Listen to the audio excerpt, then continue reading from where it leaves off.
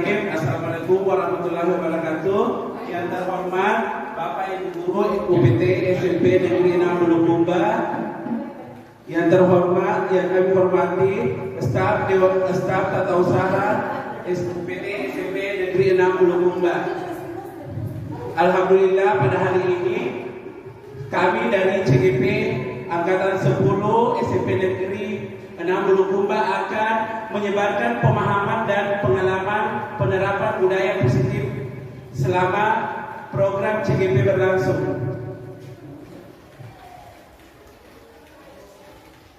Baik, pada diskusi hari ini saya akan membahas konsep utama modul 14 yaitu budaya positif.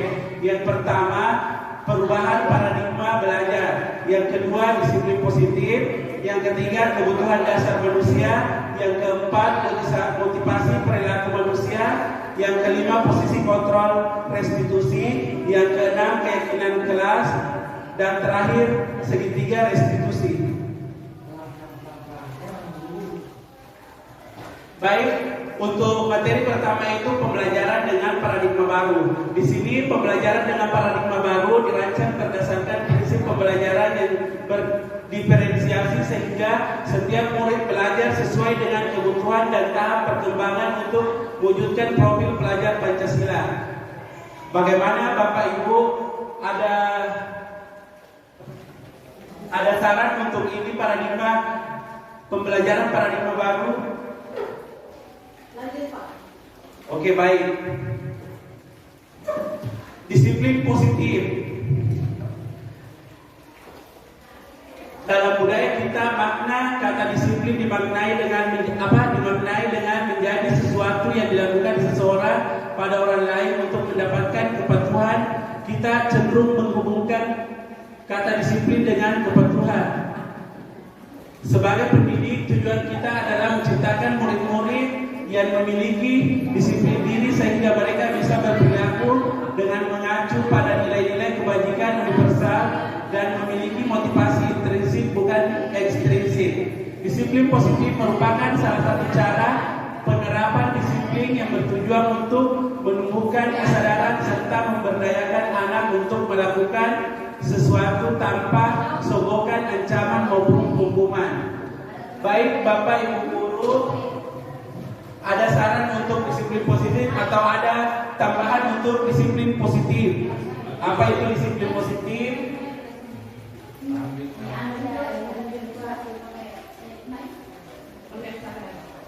Oke, terima kasih atas kesempatan dan saya akan melanjutkan ke Ibu Evita.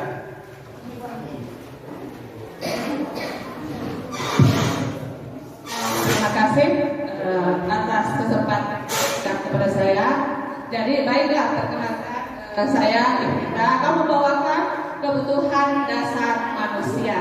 Oke, ada 5 kebutuhan dasar manusia. Yang pertama yaitu bertahan hidup. Yang kedua, kasih dan rasa diterima. Dan yang ketiga adalah kebebasan. Jadi kebutuhan dasar manusia itu bagian ketiga adalah kebebasan. Terus yang keempat adalah kesenangan.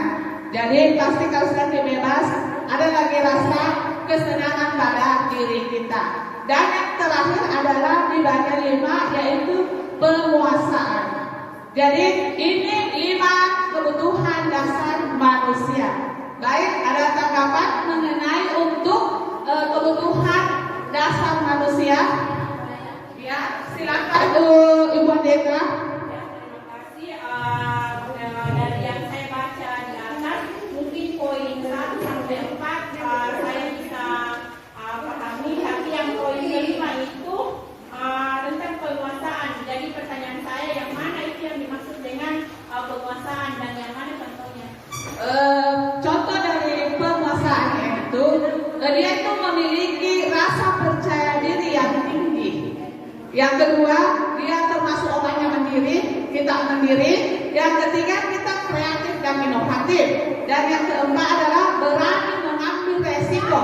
Jadi dia itu tidak dia itu berani mengambil resiko dalam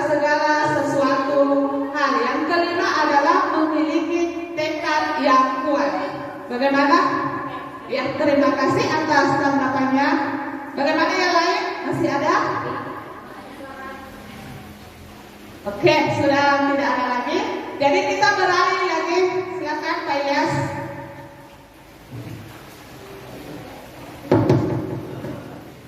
Motivasi perilaku manusia.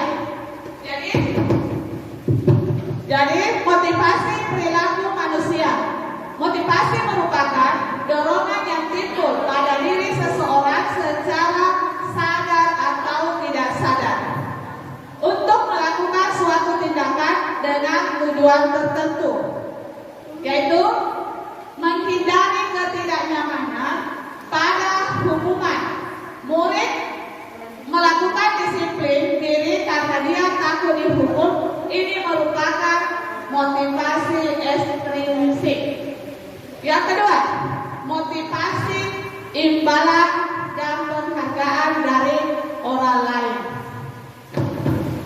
Ini murid melakukan disiplin diri karena dia ingin mendapatkan imbalan. Ini merupakan motivasi ekstrinsik. Yang selanjutnya adalah menghargai nilai-nilai kebaikan diri sendiri. Murid melakukan disiplin diri karena sadar akan nilai kebaikan dirinya. Ini merupakan motivasi intrinsik. Oke, bagaimana? Ada tanggapan?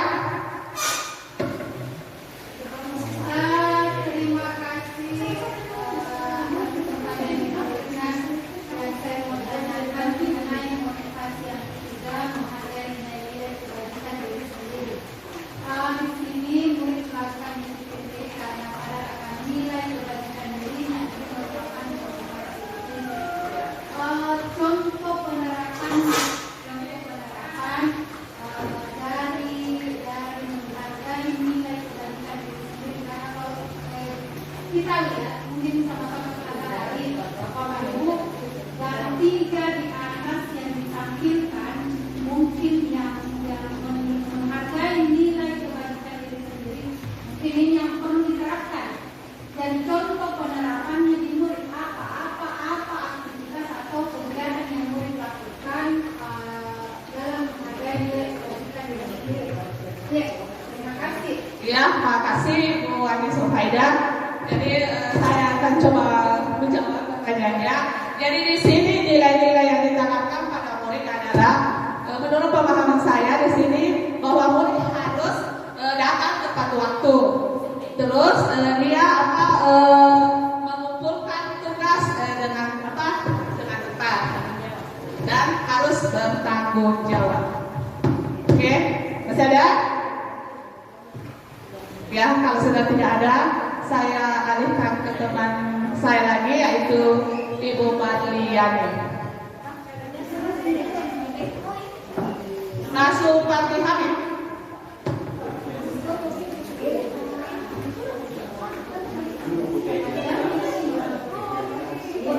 Ya, Bismillahirrahmanirrahim. Assalamualaikum warahmatullahi wabarakatuh. Perkenalkan, nama saya Supardi Hamid, JKP Angkatan 10, akan mempresentasikan diseminasi budaya positif. Nah, konsep disiplin dengan identitas gagal, hukuman, menyakitkan, tidak nyaman. Ketiga, murid takut. Keempat, memaksa. Kelima, murid menyembunyikan kesalahan. Yang keenam, murid menjadi rendah diri. Penghargaan tidak efektif, merusak hubungan sifat iri, mematikan kreativitas, menghukum dengan sistem ranking, merampas hak menghargai dirinya. Sampai sini ada yang mau dijelaskan, ada yang mau ditanyakan? Oke, kalau tidak ada lanjut.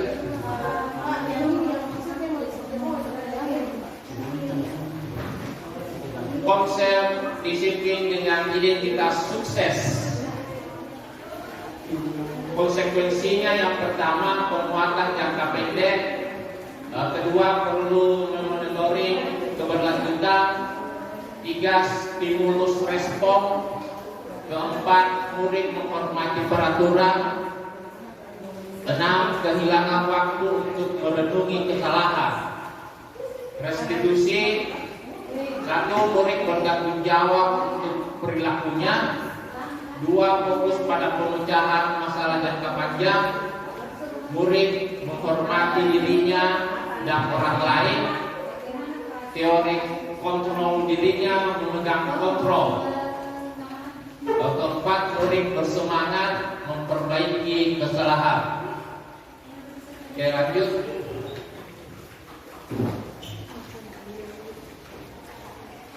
Konsep disiplin pendekatan restitusi dengan cara menanamkan disiplin positif pada murid. Pengertian restitusi adalah proses menciptakan kondisi bagi murid untuk memperbaiki kesalahan mereka sehingga mereka bisa kembali pada kelompok mereka dengan karakter yang lebih kuat.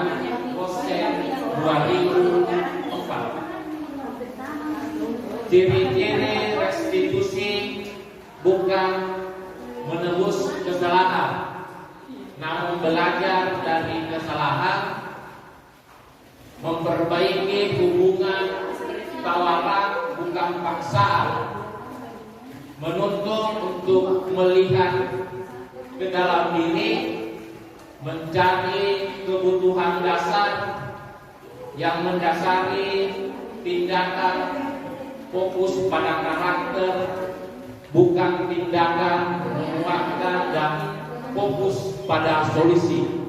Lanjut.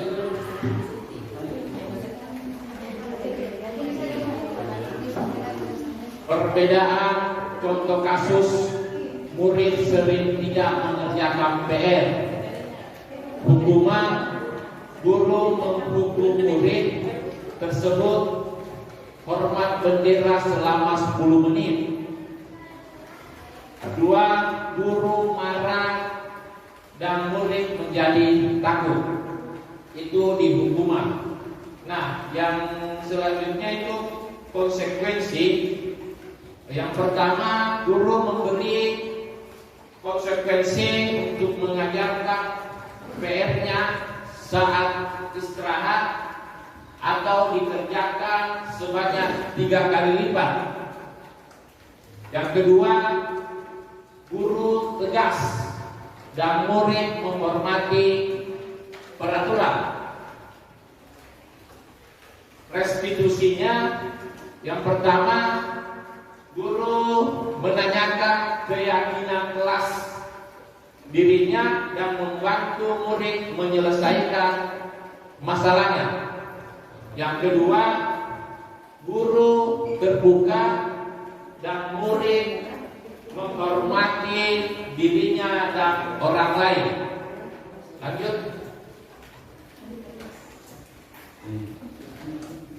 Sekarang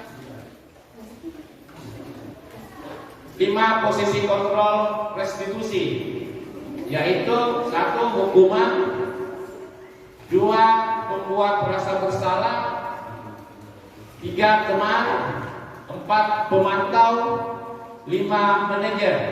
Lanjut. Contoh penerapan 5 posisi kontrol. Murid tidak membersihkan di kelas. Yang pertama, penghukum.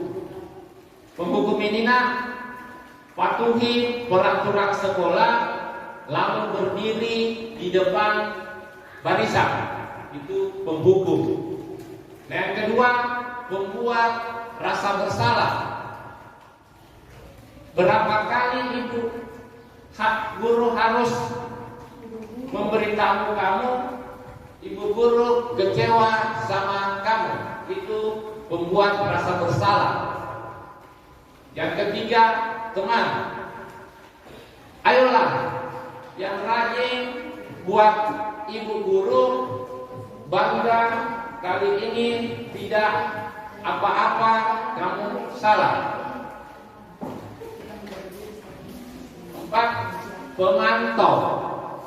Kamu sudah melanggar apa peraturan dan konsekuensinya?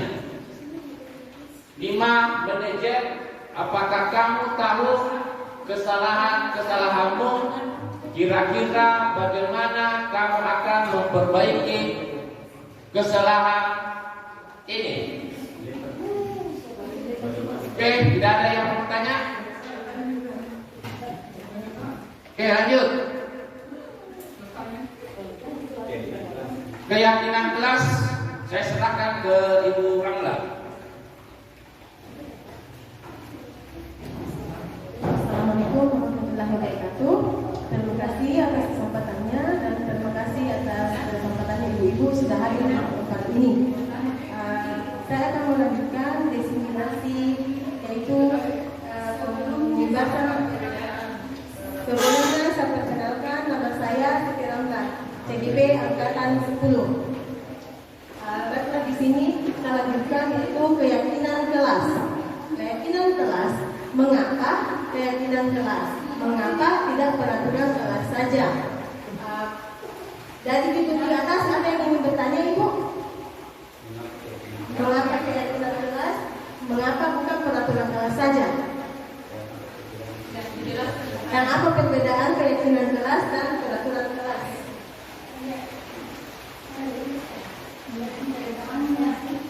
Oke.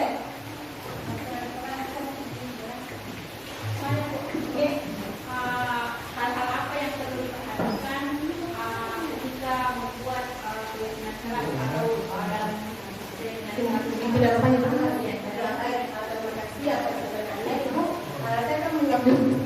Karena peraturan kelas itu adalah namanya juga peraturan, berarti yang membuat itu cuma satu orang. Misalnya kayak ada yang menentukan tidak boleh terlambat masuk ke kelas. Nah, kalau dari segi keyakinan kelas, ini kita membuat ada dua kelompok. Misalnya guru membuat dengan muridnya, dengan siswa. Guru membuat keyakinan kelas di dalam kelas melibatkan seluruh siswa. Dan di sini keyakinan kelas dia ketika nilai-nilai universal, nilai-nilai positif, nilai-nilai universalnya. Contohnya di sini.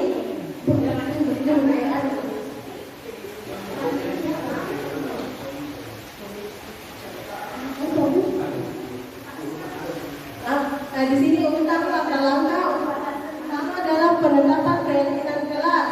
Yang pertama itu berdiskusi memunculkan peraturan-peraturan yang perlu ditaati warga kelas. Misalnya di sini kita berdiskusi dulu, guru dengan muridnya berdiskusi peraturan-peraturan apa yang akan dibuat. Terus yang kedua, mengubah peraturan-peraturan menjadi kalimat yang lebih positif. Contohnya di sini, misalnya dilarang terlambat masuk ke kelas. Menjadi positifnya datang tepat waktu. Nilainya di sini nilai universalnya disiplin. Sampai di sini sudah paham Ibu? Iya. Satu mencari tiga peraturan menjadi nilai-nilai kebajikan atau keyakinan kelas. Tadi sudah contohnya ya, datang tepat waktu. Ya, silakan. Ada yang ditanyakan?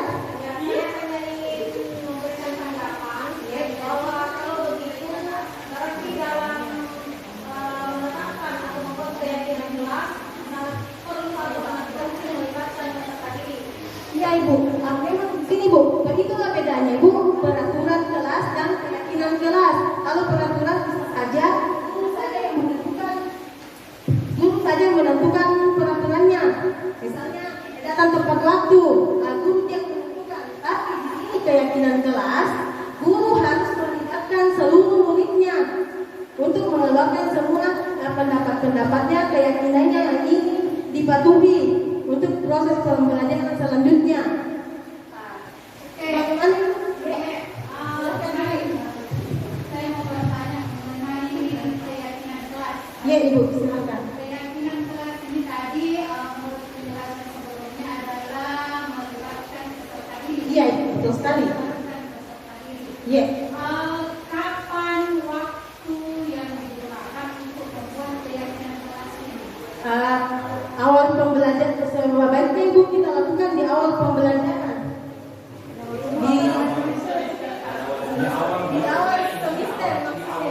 Di awal semester, di awal pembelajaran. Iya. Iya. Artinya keyakinan kelas ini dibuat setiap semester atau bagaimana? Setiap semester atau setiap tahun atau satu kali saja dalam bukan satu tahun sih, satu kali saja selama Bapak Ibu menjadi guru. Seharusnya itu satu kali, tapi di sini kita mengulang keyakinan kelas dan waktu ke waktu. Misalnya kita selesaikan misalnya Ibu dari keadaannya di kelas Pak.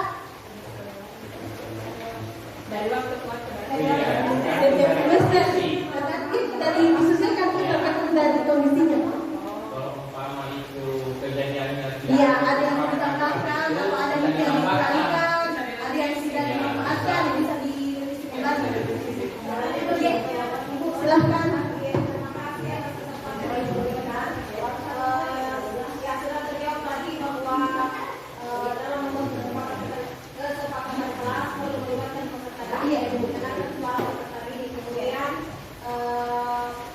Menetapkan itu atau membuat keyakinan kelas itu dilaksanakan di awal pembelajaran. Iya, di awal. Di awal semester. Nah, pertanyaan saya, bagaimana jika setelah membuat keyakinan kelas sudah disepakati, kemudian ada beberapa peserta didik ditemukan melanggar keyakinan kelas tersebut, apa tindakan atau respon dari ibu orang guru kalau guru penggerak? Ya, begini Bu, kalau misalnya ada yang melakukan melanggar peraturan keyakinan kelas itu, kita kembalikan lagi ke segitiga restitusi Bu. Sebentar ada penjelasannya lebih mendalam tentang segitiga restitusi. Iya.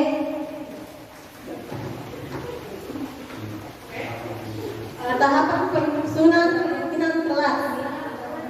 Pertama, menggali peraturan yang disepakati kelas. Yang kedua, mengubah peraturan-peraturan yang sudah dibuat dengan kalimat positif. Yang ketiga, menyaring peraturan-peraturan yang sudah dibuat menjadi nilai keyakinan. Yang keempat, melakukan penerapan keyakinan kelas seperti dan tidak tetap seperti, yaitu penerapan keyakinan kelas.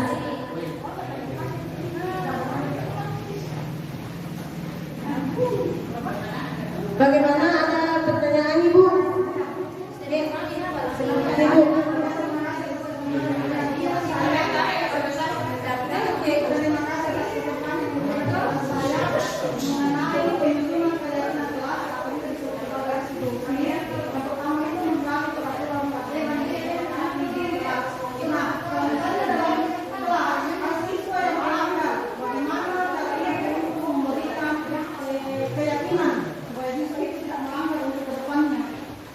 Kembali lagi ke sini sebentar, akan seperti tadi kita di sini ada namanya segitiga restitusi.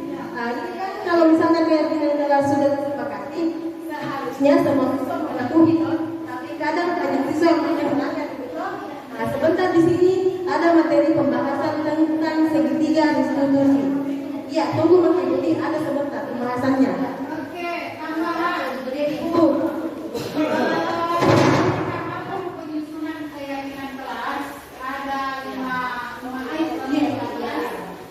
Item kedua dan keempat yang saya mau tanyakan, mengubah peraturan yang sudah dibuat dengan positif. Contohnya, Misalnya begini, tidak boleh terlambat masuk ke kelas. Kalau positifnya datang tepat waktu. bisa diulang tadi? Ya, Ibu silakan.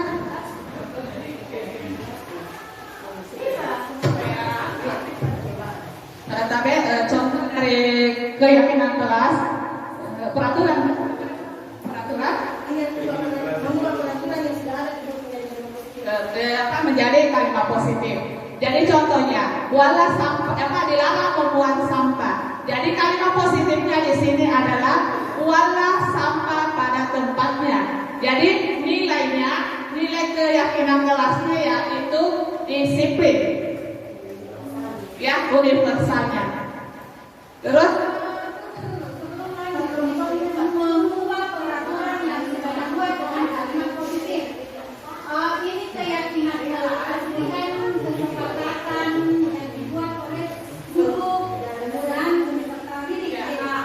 Setelah ini kan ada semacam pengingat ditempel kan? Ditempel. Yang saya mau tanyakan, bagaimana peraturan yang dibuat tadi dari kalimat biasa mungkin kalimat positif itu contohnya. Yang saya minta yang bakal ditempel kan? Itu. Tadi coba misalnya coba mungkin tadi cuma bisa diulang. yaitu apa?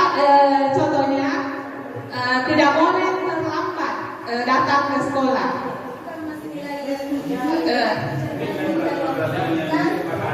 Iya. Jadi positifnya datang tepat waktu. Lanjut ya. Yang keempat ya, melakukan pendalaman keyakinan kelas tampak seperti ini apa maksudnya ya? Melakukan pendalaman keyakinan kelas tampak seperti dan tidak tampak seperti. Ada di sini. Bisa dipakai di atas. Tampak sepertinya, tidak tampak sepertinya yang ada perubahan. Tidak tampak seperti mungkin dan tampak seperti. Hah?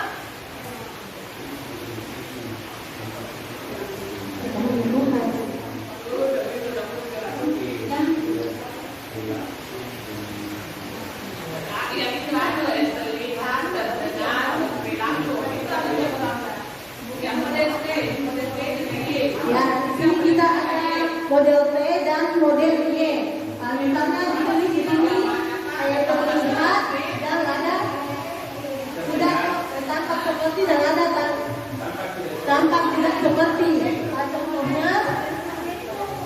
Contohnya kepada Ibu. Misalnya di sini kayak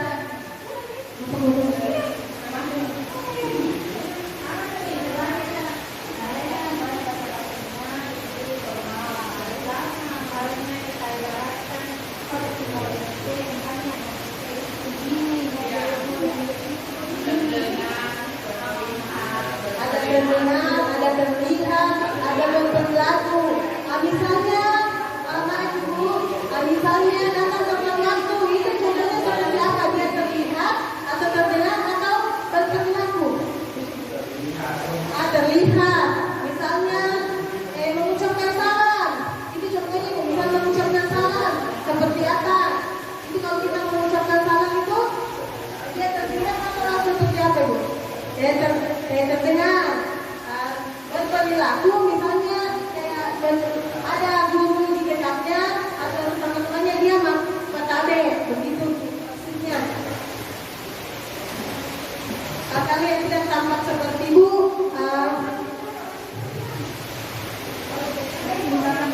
Iya, kalau misalnya tidak tampak seperti Bu, misalnya yang sopan tidak tampak sepertinya dia tidak sopan, berjalan saja begitu melewati gurunya. Misalnya kayak salam, dia itu misalnya kayak tadi gurunya langsung dipanggil tidak mengucapkan salam, yang tidak tampak sepertinya, tidak memperhatikan sampah. Intinya di sini yang tidak tampak seperti yang nggak bisa dia negatifnya, yang tampak seperti yang positifnya, hal positifnya. Begitu maksudnya Ibu. Bagaimana Ibu?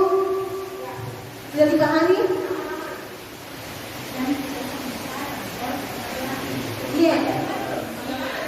Di sini contoh penerapan di dalam kelas. Kebetulan ada di teman saya ada kelas PAI, jadi dia mengambil contoh penerapan di kelas PAI. Misalnya kehadiran. Di sini siswa harus datang tepat waktu dan tepat waktu untuk setiap sesi kelas. Yang kedua, gotong royong. Di sini masih gotong royong. Semua siswa harus berpartisipasi lah, aktif dalam kegiatan baik di luar kelas maupun di dalam kelas. Menghargai di sini seperti saya contohkan kata B. Ini kita sebagai seorang siswa, baik siswa maupun guru harus saling menghargai baik di dalam kelas maupun di luar kelas maupun di kehidupan sehari-hari. Di sini berpartisipasi. Semua siswa diharapkan untuk berpartisipasi dalam setiap kegiatan pembelajarannya.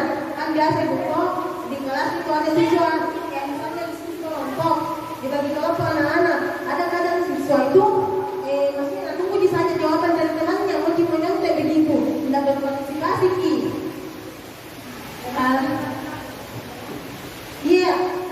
Misalnya ada tugas kelompok, ada dia yang menyontek saja sedang menyanyi. Di sini berpartisipasi harus aktif semua mencari ide-ide. Komunikasi di sini, komunikasi ini penting, baik komunikasi di dalam kelas sama teman dengan guru ataupun dengan teman-teman siswa dengan teman-temannya harus berkomunikasi yang baik. Kadang kan ada siswa itu berkomunikasi sama temannya kayak kurang sopan, kayak berteriak-teriak, berkata-kata jorok begitu. Di sini berkomunikasi kita di semua siswa diharapkan untuk berkomunikasi yang positif. Selanjutnya menghormati. Saya pikir semua sudah paham apa maksudnya menghormati. Kita saling menghormati, baik sama guru dengan guru, baik sama siswa dengan teman siswanya. Oke, selanjutnya, baiklah saya akan menyerahkan ketiga institusi ke rekan saya, Ibu Marliani. Silahkan. 32. Ada deskripsinya. Terima kasih. Assalamualaikum warahmatullahi wabarakatuh. Perkenalkan, nama saya Mariani.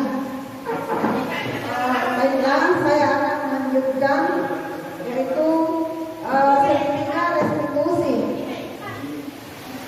Segitiga restitusi. Jadi ada 3 dasar segitiga restitusi. Yang pertama, menstabilkan identitas. Contohnya percakapan yang biasa dilakukan oleh guru misalnya kepada murid pada saat melanggar aturan. Misalnya kita semua akan melakukan hal yang terbaik yang bisa kita lakukan. Kedua, validasi tindakan. Seperti yang salah, semua perilaku yang dilakukan memiliki alasan. Ketiga, menanyakan keyakinan. Seperti kita semua memiliki motivasi internal.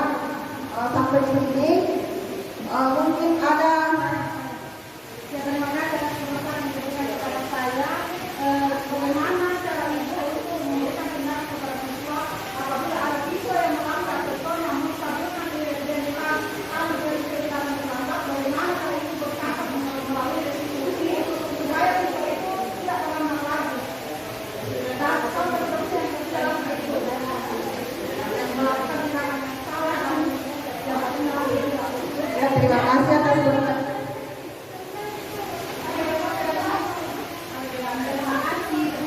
Terima kasih Bu atas pertanyaannya.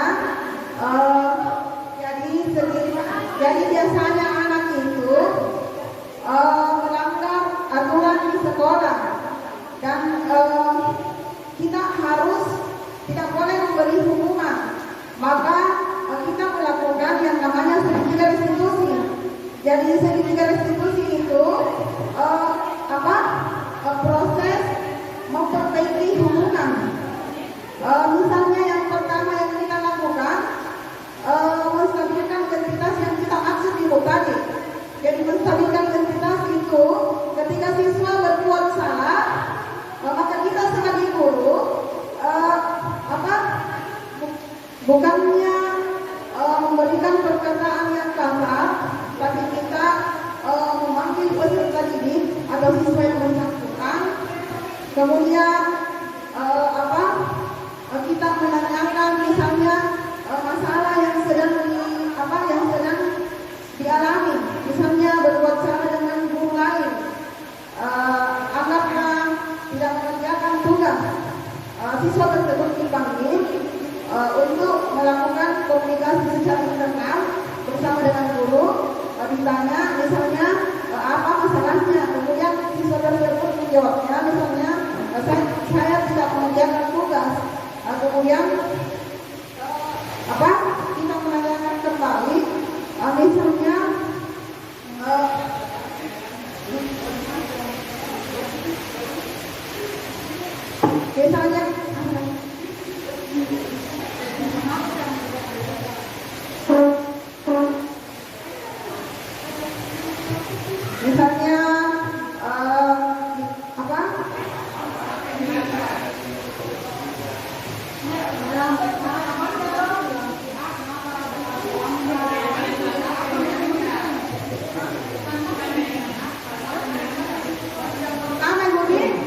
menanyakan keyakinan mentalikan kebenaran, ya, ya. Ini dengan hanya pertanyaan ini barangkali begini kita jelaskan. Ini kan tadi apa yang dilakukan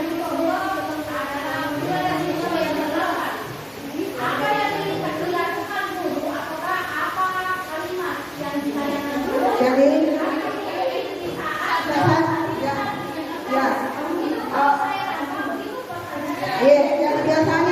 yang biasanya perkataan yang diberikan oleh guru misalnya bukannya ibu mau mencari kesalahan kamu, nah saya hanya ingin memberikan solusi terhadap masalah yang kamu alami, seperti itu. Jadi kita memanggil siswa tersebut. Contohnya ada siswa yang mengerjakan PR di sekolah. Jadi saya contohnya muridnya terlambat ke kelas, masuk kelas. tetap anak-anak itu belajar, tetapi pada saat pembelajaran terakhir saya tanya itu anak-anak. Saya bertanya, kenapa kita terlambat ke sekolah? Terlambat karena ibu karena jam 9 baru berangkat. Terus, jadi saya bertanya, kenapa kita bisa terlambat? Apa yang kira-kira kenapa kita bisa terlambat ke sekolah? Karena bagaimana juga saya tidur sampai jam 3 subuh. Terus, jadi bagaimana kira-kira apa kita bisa ubah ini singkatkan supaya tepat waktu yang datang ke sekolah. Ya. Terus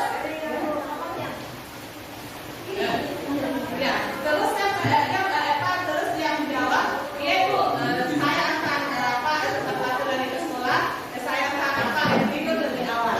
Jadi saya lagi pertanyakan di situ Bu, apa yang kira-kira kita lakukan? Yaitu saya kurang disiplin datang ke sekolah. Ya, terima kasih Bu. Terima kasih akan memakai 40.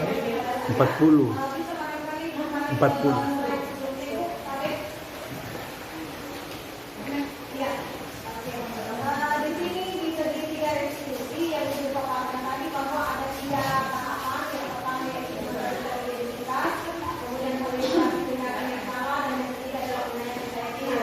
Di semua tahapan ini kan ada pertanyaan yang mana yang masuk mentalitas identitas, mentalitas tindakan yang salah, dan mana yang mentalitas saya kira. Pertanyaan saya sebagai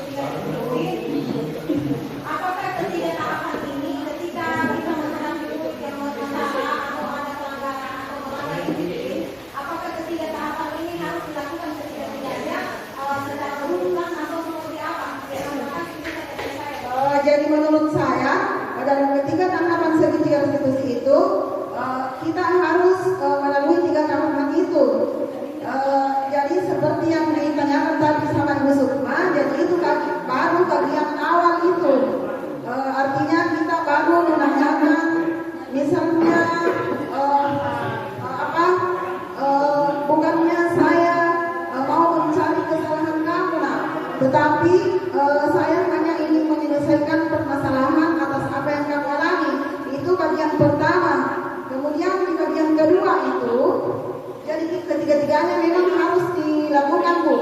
Jadi yang kedua itu validasi tindakan. Jadi validasi tindakan itu adalah kita harus bertanya kepada peserta didik yang melanggar sebenarnya motif apa yang dibalik masalah yang dia lakukan. Misalnya terlambat ke sekolah, kita tanyakan di situ kenapa terlambat ke sekolah. Jadi di validasi tindakan itu kita harus tahu alasannya dulu kenapa bisa terlambat ke sekolah. Nah, itu tahapan yang kedua. Jadi kita harus mendengarkan dulu alasan dari murid tersebut. Misalnya karena terlambat bangun. Kemudian di tahapan ketiga yaitu mendengarkan keyakinan. Jadi kesepakatan kelas yang telah kesepakatan kelas bukan.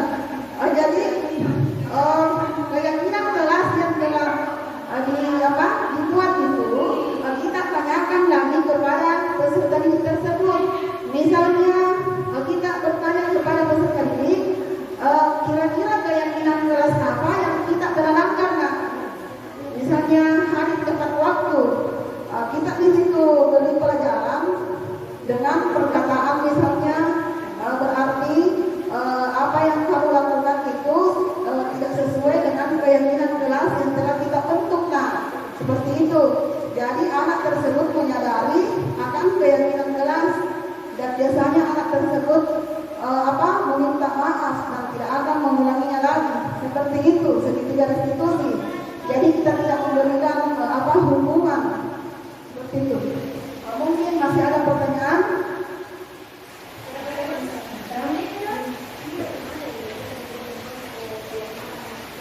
Bagaimana masih ada pertanyaan Ibu tentang segitiga restitusi? Saya lagi. Silakan ya.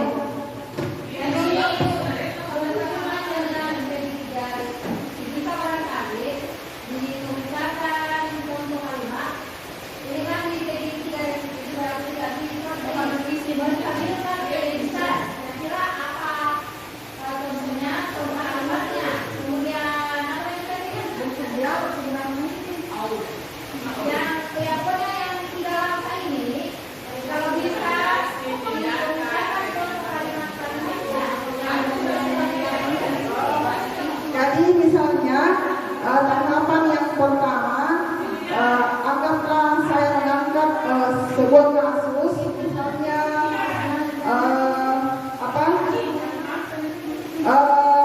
keluar pada saat jam pelajaran, maka saya mengambil siswa tersebut dengan mengucapkan saya apa yang telah kamu lakukan tadi, nak? Anak tersebut misalnya mengatakan saya keluar, Bu, pada saat jam pelajaran. Saya mengatakan lagi bukannya saya mau mencari semua orang itu pasti pernah melakukan kesalahan, nak. Seperti juga ibu juga pernah melakukan kesalahan. Di sini saya hanya ingin mencari solusi atas apa yang kamu lakukan. Dan jadi itu di bagian menstatuskan identitas. Kemudian di tahapan kedua itu yaitu memvalidasi tindakan. Jadi sebagaimana yang saya jelaskan tadi itu bahwa memvalidasi tindakan itu adalah menggali penyebab kesalahan yang dilakukan oleh peserta didik. Jadi biasanya guru di situ bertanya kira-kira apa masalahnya, nak, sehingga kamu keluar pada saat yang pelajaran.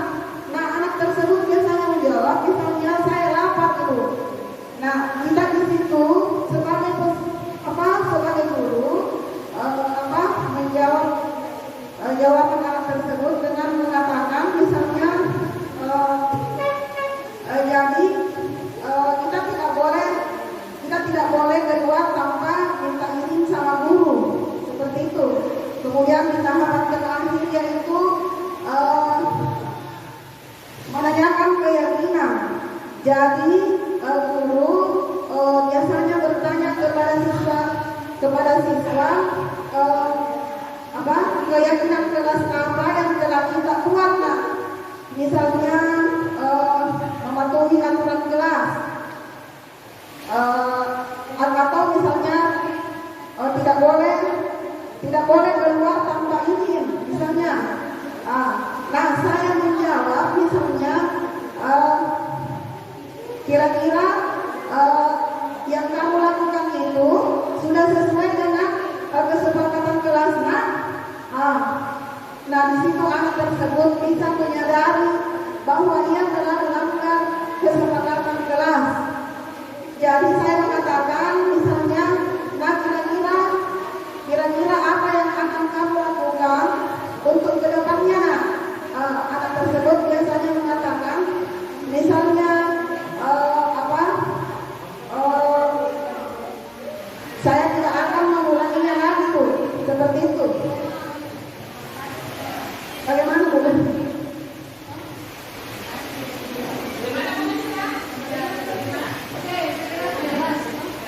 Terima kasih. Mungkin masih ada pertanyaan?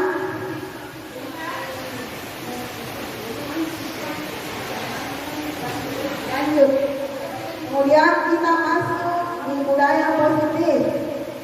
Dalam penerapan program disiplin positif, hendaknya guru memiliki standar kepribadian profesional dan sosial yang baik, di mana guru mampu merefleksi pada posisi kontrol saat ini, bagaimana perjalanan dirinya sebagai seorang among atau polisi manajer yang menuntun murid-murid menjadi insan yang mandiri, merdeka dan bertanggung jawab, standar pendidikan nasional.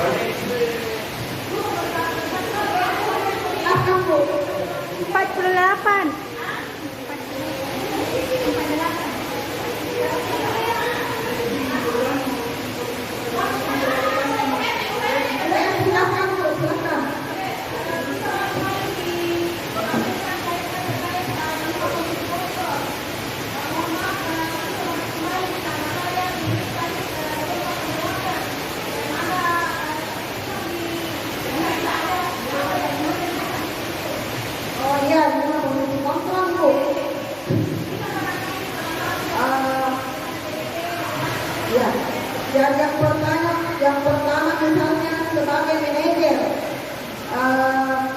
jadi ketika ada peserta didik yang melanggar aturan, misalnya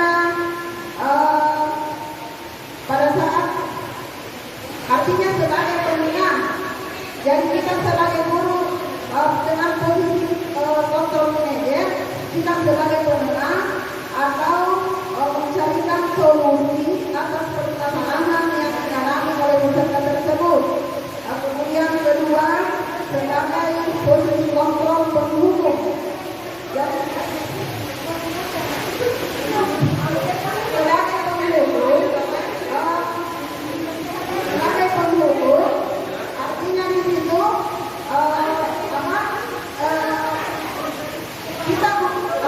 kita memberikan dukungan ketika ada peserta didik yang melanggar aturan begitu, dengan mengucapkan patuhi peraturan sekolah kalau berdiri di depan barisan. Artinya di sini tidak ada kemudian perempuan merasa bersalah. Jadi posisi perempuan merasa bersalah itu biasanya guru mengatakan beberapa kali ibu guru harus memberikan sekali, ibu guru kecewa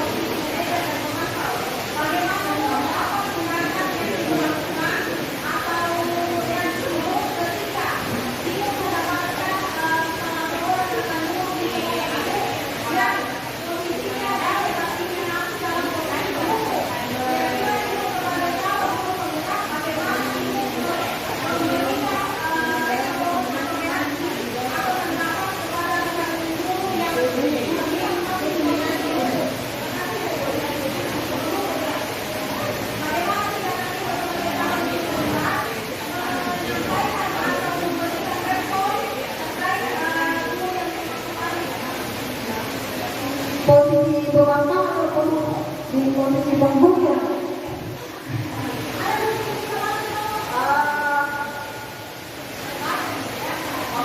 saya akan mungkin saya akan menegur langsung guru tersebut bahwa tindakan ibu ini salah.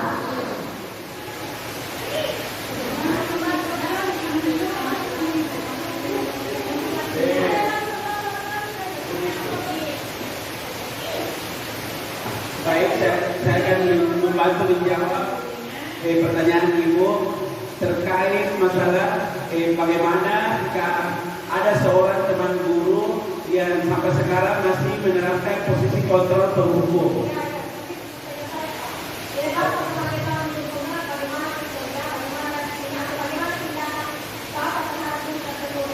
Oke, baik Ibu.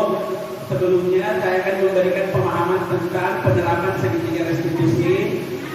Baru penerapan menjelaskan 5 posisi kontrol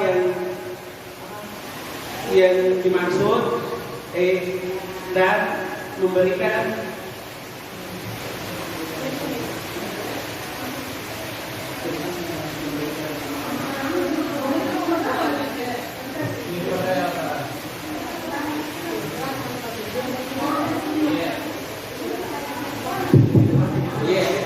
terima kasih. Bu ini yang telah memberi pertanyaan, jadi alternatif untuk tindakan guru untuk penghukum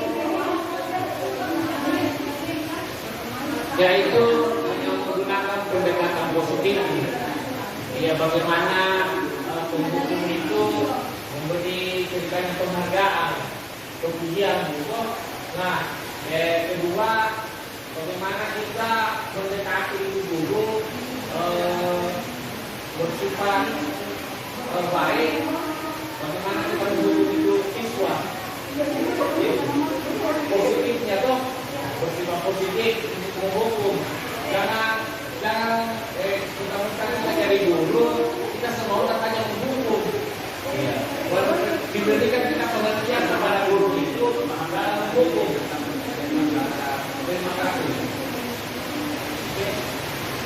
Terima kasih Pak atas jawaban atau tanggapan yang diberikan terkait pertanyaan saya. Cuma dalam hal ini yang tadi kan sempat saya tangkap bahwa memberikan pemahaman kepada guru tersebut, ya, bahwa hukum itu adalah sesuatu yang kurang baik atau tidak baik. Tetapi begini Pak, bagaimana jika guru tersebut adalah guru senior yang dalam hal ini dia merasa bahwa dirinya lebih hebat daripada kita yang memberikan nasihat atau memberikan saran.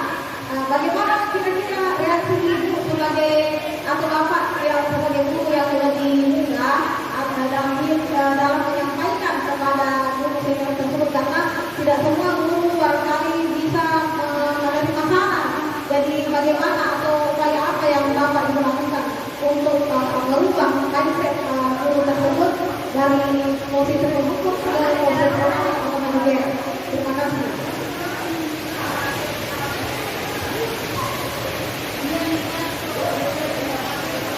Ya, terima kasih.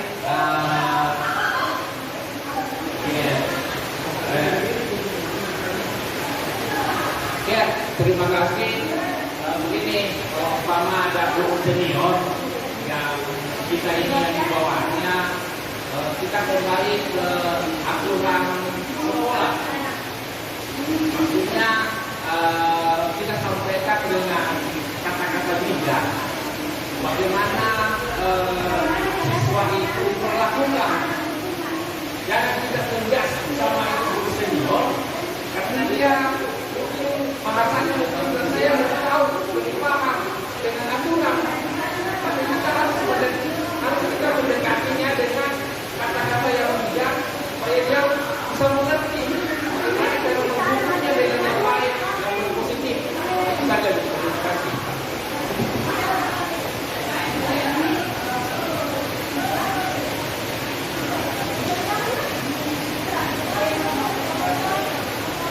Terima posisi pendukung. Sebenarnya saya tidak kalau saya di posisi itu mungkin ini, tapi kalau dikaitkan di lima posisi kontrol itu di sini guru tegas. Jadi walaupun mungkin menghadapi senior, tapi kalau dikaitkan dengan lima posisi kontrol ini yang sebagai pendukung, maka langkah yang saya lakukan adalah mendekati guru tersebut dan komunikasi secara internal dan mengatakan kepada guru tersebut silakan ibu di sana karena sudah melanggar aturan, sudah melanggar aturan. Jadi di sini di bagian pendukung ini tidak ada yang namanya seperti kayak menghargai atau bilang ketegasan ini bagian pendukung. Ya seperti itu.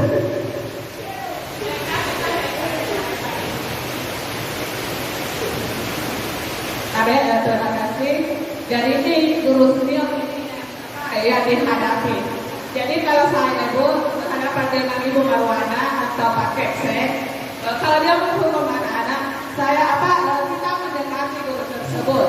Terus kita bertanya kenapa sehingga anak tersebut dihukum. Dan dia tidak memakai status. Jadi saya berkomunikasi kepada guru tersebut, guru senior, bahwa menghukum itu sudah tidak zaman lagi. Jadi sudah tidak zaman lagi kita menghukum siswa. Jadi biasa tuh guru senior ngomong, kalau tidak mau begitu tak lain. Jadi saya di sini sebagai sebagai calon guru penggerak, saya memberitahu guru tersebut bahwa saya sudah mau mengikuti calon guru penggerak bahwa menghukum itu haram hukumnya bagi siswa. Terima kasih. Assalamualaikum warahmatullahi wabarakatuh. Bagaimana Ibu?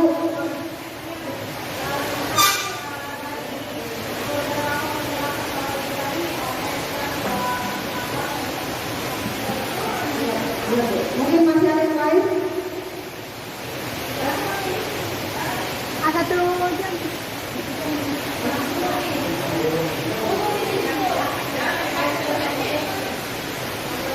Jadi sekian.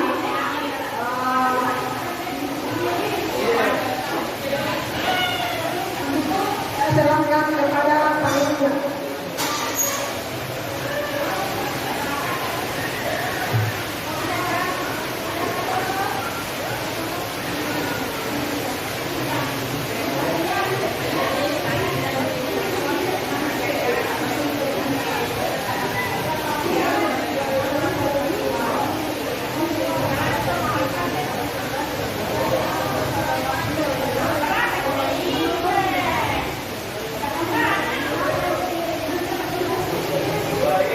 Terima kasih untuk waktunya atas partisipasi waktunya mengikuti konsep utama modul budaya positif. Dan selanjutnya saya akan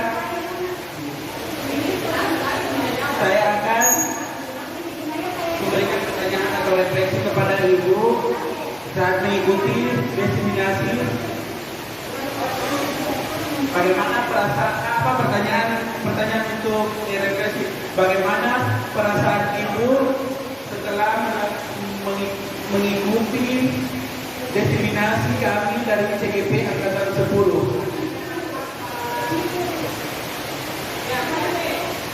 Baik.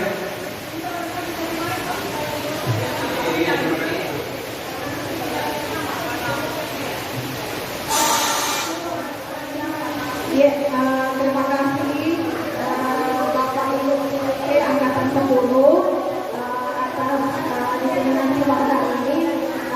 Jika ditanyakan bagaimana perasaan saya setelah mengikuti sesi ini, tentu saja saya sangat merasa senang sekali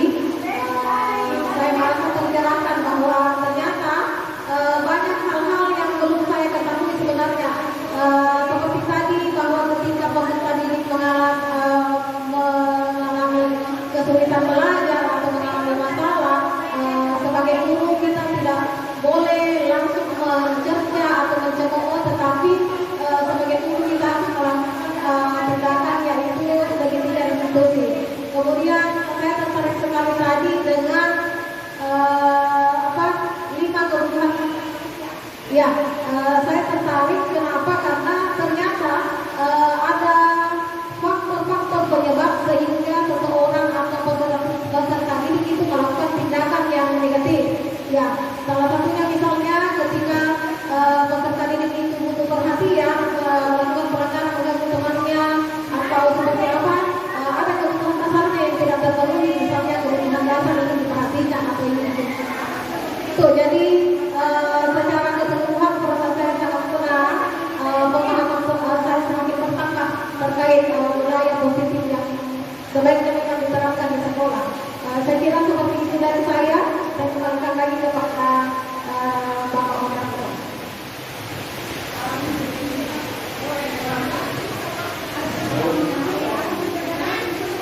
Apakah masih ada refleksi yang lain? Oke, kalau sudah tidak ada, baik setelah refleksi dan